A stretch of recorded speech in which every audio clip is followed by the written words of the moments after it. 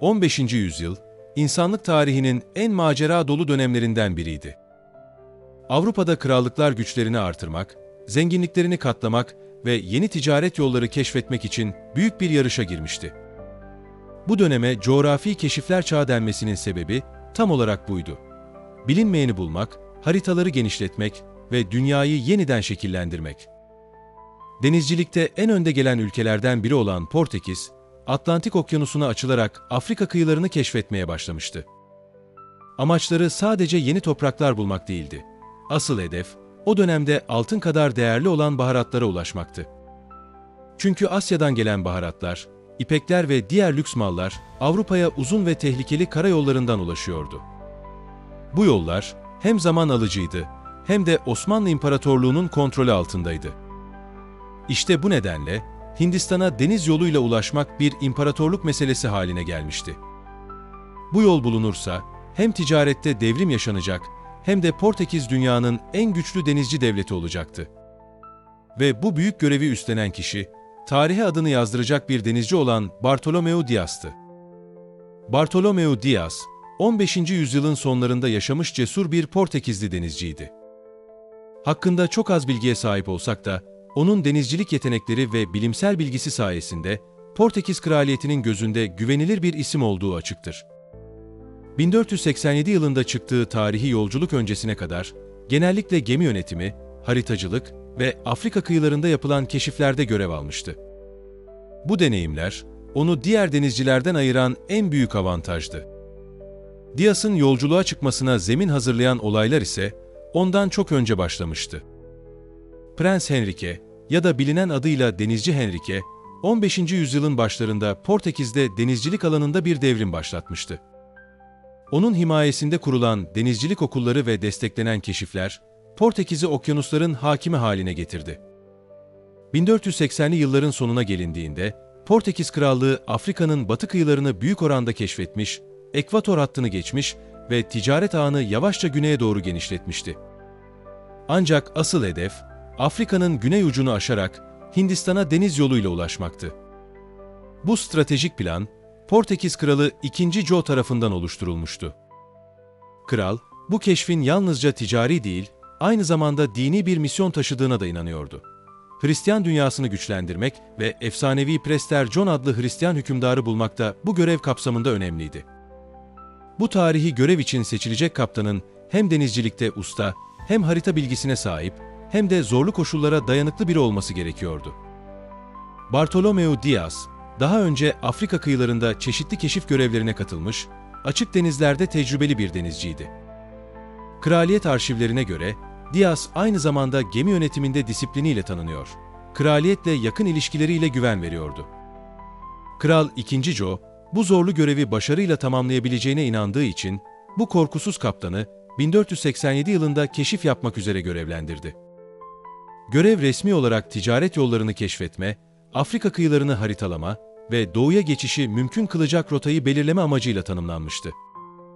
Ancak arka planda yatan asıl hedef, baharat ticaretini Müslüman ve İtalyan tüccarların elinden alarak doğrudan Portekiz'in kontrolüne vermekti. Artık hem Portekiz'in kaderi hem de dünya tarihinin seyri onun yelkenlerine bağlıydı. Diaz, 1487 yılının Ağustos ayında Lizbon limanından yola çıktı. Yanında 3 gemilik küçük ama dayanıklı bir filo vardı. Bunlardan ikisi karavel tipi keşif gemileriydi. Üçüncüsü ise erzak, silah ve inşaat malzemesi taşıyan bir destek gemisiydi. Mürettebat sadece denizcilerden oluşmuyordu. Aynı zamanda haritacılar, rahipler, çevirmenler ve ticaret için hediyeler taşıyan görevliler de vardı. Görev, sadece yeni yollar bulmak değil, aynı zamanda karşılaşılan halklarla diplomatik ve ticari ilişkiler kurmaktı. Gemiler, dönemin en gelişmiş teknolojileriyle donatılmıştı. Karavel tipi gemiler, hem yelkenle hem de kürekle hareket edebilen, açık denizlere uygun, hızlı manevra kabiliyeti olan deniz araçlarıydı. Gemi pusulası, usturlap ve kadran gibi seyrüsefer araçları, yıldızlara göre konum belirlemede kullanılıyordu. Ayrıca rotanın kaydedilmesi için haritalar, seyir defterleri ve gözlem notları tutuluyordu. Bu, o dönemin denizciliği için oldukça ileri bir düzeydi. Hazırlıklar, aylar süren dikkatli bir planlamanın sonucuydu. Gemilere uzun süre dayanacak kurutulmuş gıdalar, tuzlanmış etler, içme suyu fıçıları yüklendi. Tıbbi bitkiler, ilkel ilaçlar ve deniz hastalıklarına karşı bazı önlemler de alınmıştı. Ancak bu önlemler, zorluklarla baş etmeye her zaman yeterli olamıyordu. Dias'ın filosu, 1487 yılında Lizbon'dan yola çıktıktan sonra Atlantik Okyanusu'nu güneybatı yönünde kat ederek ilk olarak Kanarya Adaları ve ardından Yeşilburun Adaları yakınlarına ulaştı. Bu adalar, o dönemde Portekiz'in keşif rotalarında hem ikmal üsleri hem de yön tayini açısından kritik öneme sahipti. Burada ihtiyaçlarını karşılayan mürettebat, daha sonra Afrika'nın batı kıyılarını takip ederek güneye doğru ilerlemeye başladı. Yolculuk boyunca Gine Körfezi'ne ulaşıldı.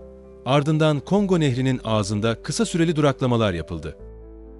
Bu noktadan itibaren keşif ekibi ekvator çizgisine yakın tropikal bölgelere girdi ve yoğun sıcaklık, nem ve sivrisinek kaynaklı hastalıklar nedeniyle büyük zorluklarla karşılaştı. Mürettebat arasında yorgunluk ve hastalıklar baş gösterirken, ilk kez karşılaşılan yerli halklarla kurulan temaslar da çoğunlukla temkinli ve mesafeli, zaman zaman ise düşmanca bir şekilde gelişti. Tüm bu etkenler, yolculuğun sadece coğrafi değil, insani ve lojistik açıdan da ne kadar çetin geçtiğini ortaya koyuyordu. Yolculuk güneye doğru ilerledikçe Bartolomeu Dias ve mürettebatı, Afrika'nın batı kıyılarında daha zorlu doğa koşullarıyla karşı karşıya kaldı. Özellikle günümüz Angola ve Namibya kıyılarında tropikal yağmurlar yerini kuraklık, sert rüzgarlar, dev dalgalar ve güçlü okyanus akıntılarına bıraktı. Bu noktadan itibaren Benguela akıntısı devreye girdi. Güney Atlantik'te kuzeye doğru akan bu soğuk ve güçlü akıntı, gemilerin ilerleyişini büyük ölçüde zorlaştırıyor, manevraları ise tehlikeli hale getiriyordu. Giderek şiddetlenen rüzgarlar ve aniden patlak veren fırtınalar, denizcileri sürekli tetikte olmaya zorlarken, açık denizde yön tayini yalnızca gökyüzüne ve yıldızlara bakarak yapıldığı için, bulutlu ve kapalı havalarda ilerlemek neredeyse imkansız hale geliyordu. Bu koşullar altında mürettebat sadece fiziksel değil, aynı zamanda zihinsel olarak da ciddi bir sınavdan geçiyor. Yolculuk her geçen gün daha da belirsiz ve tehlikeli bir hal alıyordu. Afrika'nın güneybatı ucuna yaklaştıklarında Bartolomeu Dias ve ekibini tarihe geçecek bir doğa olayı bekliyordu. Ansızın kopan şiddetli bir fırtına, gemilerin rotasını alt-üst etti ve filosu karadan uzaklaşarak açık denizlere sürüklendi. Bu beklenmedik sapma, o dönemin koşullarında son derece tehlikeli ve korkutucu bir gelişmeydi. Çünkü bilinmeyen sularda yön tayin etmek neredeyse imkansızdı. Ancak bu olay, keşif tarihi açısından bir dönüm noktası haline geldi. Fırtına geçtiğinde ve deniz sakinleştiğinde, mürettebat Afrika kıtasının açıklarında, yani daha önce hiçbir Avrupalı'nın gitmediği sularda olduklarını fark etti. Rotayı tekrar karaya çevirdiklerinde ise, farkında olmadan Afrika'nın güney ucunu, yani Ümit Burnu'nu geride bırakmış, karanın doğu kıyısına doğru ilerlemeye başlamışlardı. Bu kritik gelişme, Portekizlilerin Hindistan'a deniz yoluyla ulaşma hedefinde coğrafi bir sıçrama noktasıydı. Fırtına sonrasında yeniden karaya ulaşan Bartolomeu Dias ve mürettebatı, bugünkü Güney Afrika'nın doğu kıyılarında yer alan Mossel Körfezi yakınlarına demir attı. Burada karşılaştıkları deniz suyunun sıcaklık ve tuzluluk açısından farklılık göstermesi, onları yepyeni bir deniz alanına girdiklerinin işaretiydi. Bu, Hint Okyanusu'nun habercisiydi. Bu keşif, Portekiz'in Hindistan'a ulaşma hedefi açısından büyük bir başarı anlamına geliyordu. Dias, yolculuğunu daha da doğuya doğru sürdürdü ve Şubat 1488'de Grutuvis Nehri'ne kadar ilerledi. Ancak bu noktada mürettebatın yorgunluğu, hastalıklar ve belirsizlik nedeniyle daha ileri gitmeyi reddetmesi üzerine geri dönüş kararı alındı. Geri dönüş yolculuğu sırasında Afrika kıtasının en güney noktası olan ve daha sonra Ümit Burnu adını alacak olan coğrafi çıkıntıyı açıkça gördüler ve bu önemli noktayı haritalarına kaydederek coğrafi keşifler tarihinde iz bıraktılar. Bu olay, Avrupa'nın Asya'ya deniz yoluyla ulaşma çabasında bir dönüm noktası olarak kabul edilir. Geri dönüş yolculuğunda Bartolomeu Dias ve ekibi, daha önce destek ve erzak bırakmak amacıyla geride bırakılan yardım gemilerini yeniden bulmayı başardılar. Ancak bu başarı, yolculuğun yıpratıcı etkilerini hafifletmeye yetmedi. Mürettebat, açlık, susuzluk, fırtınalar ve hastalıklar nedeniyle fiziksel ve psikolojik olarak son derece yıpranmıştı. Toplamda 16 ay süren bu zorlu sefer, 1488 yılının sonlarına doğru Diaz'ın Portekiz'e dönmesiyle sona erdi. Böylece Diaz, Afrika'nın güney ucunu keşfeden ilk Avrupalı denizci olarak tarihe geçti ve coğrafi keşifler tarihinde kalıcı bir yer edindi. Her ne kadar bu keşiften sonra Portekiz'in keşif faaliyetleri kısa bir süreliğine yavaşlamış olsa da, Diaz'ın açtığı rota, 1497 yılında Vasco da Gama'nın Hindistan'a ulaşmasını sağlayan deniz yolunun temelini oluşturdu. Bu yolculuk, sadece coğrafi keşiflerde değil, aynı zamanda Avrupa'nın Asya ile kuracağı yeni ticaret ağlarının başlangıcında da kritik bir dönüm noktası oldu. Bu sayede Portekiz, baharat yolunda denizden doğrudan bağlantı kuran ilk Avrupa ülkesi oldu. Bartolomeu Diaz, Afrika'nın en güney noktasına ilk ulaştığında, bu zorlu keşfin sembolü olarak buraya Fırtınalar Burnu adını vermişti. Bu isim, yolculuk sırasında karşılaştıkları şiddetli fırtınaları, tehlikeli akıntıları ve ölümle burun buruna gelinen anları yansıtıyordu. Ancak Portekiz Kralı II. Jo, bu keşfin çok daha büyük bir anlam taşıdığını fark etti. Çünkü bu burun, artık Avrupa'dan Asya'ya deniz yoluyla ulaşmanın mümkün olduğunu kanıtlıyordu.